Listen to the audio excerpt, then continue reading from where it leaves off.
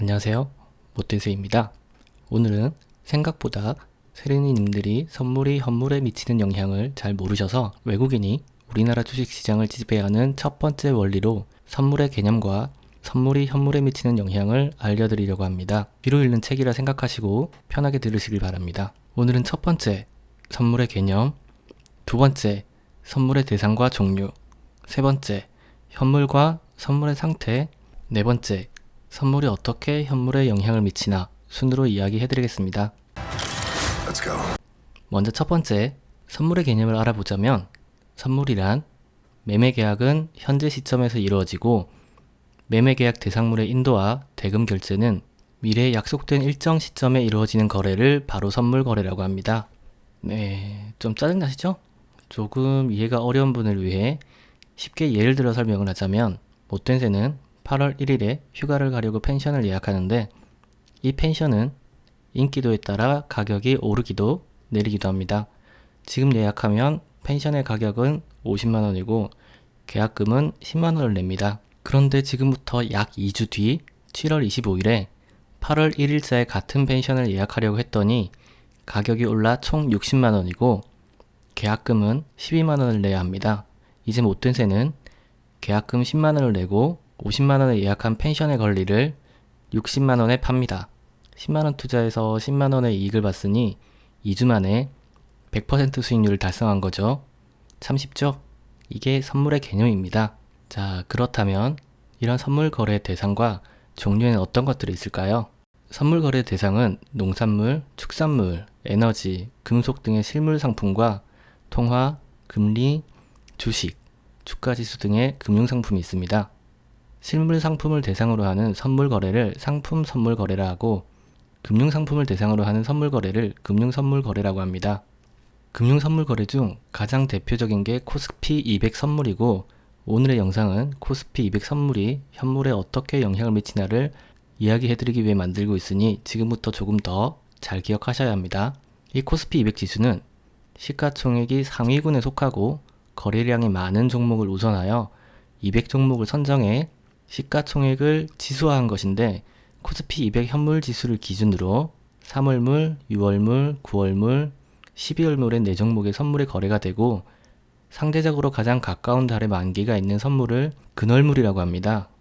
여기서 코스피 200 지수가 시가총액이 상위군에 속하고 거래량이 많은 종목을 우선하여 200 종목을 선정했다는 거 기억하셔야 합니다. 그래야 나중에 영향 이야기를 할 때 이유가 조금 명확하게 들리실 겁니다. 자, 이제 세 번째, 현물과 선물의 상태를 알아봅시다. 현물과 선물의 상태는 딱 두 가지밖에 없습니다.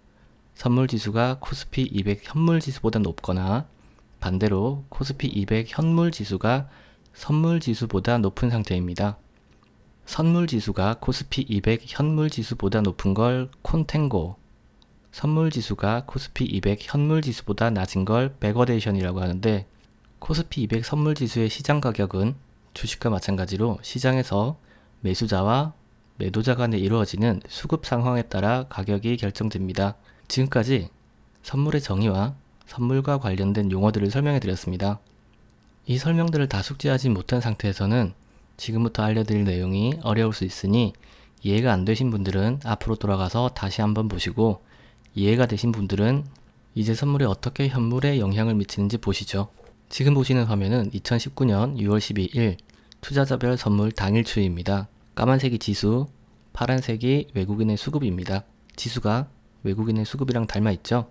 자, 두 번째로 보고 계시는 화면은 2019년 6월 14일 투자자별 선물 당일 추이입니다. 아까 보여드린 6월 12일과 별반 다르지 않죠? 지금 세 번째로 보고 계시는 화면은 2019년 6월 25일 투자자별 선물 당일 추이입니다.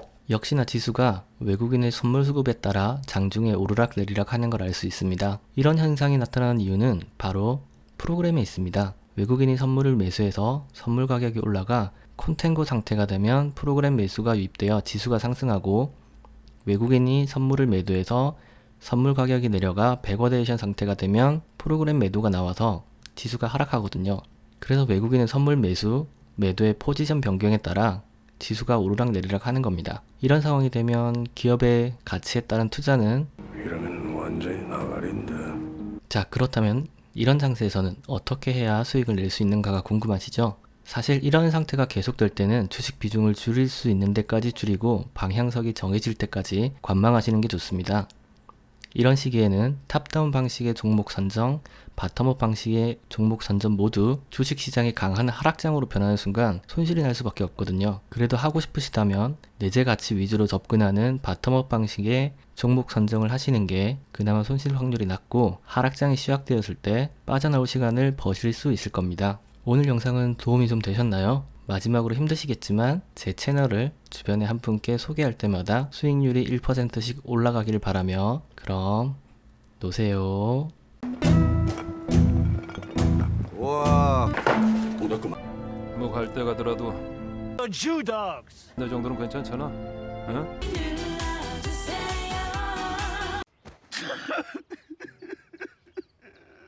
Oh, God! Oh, God!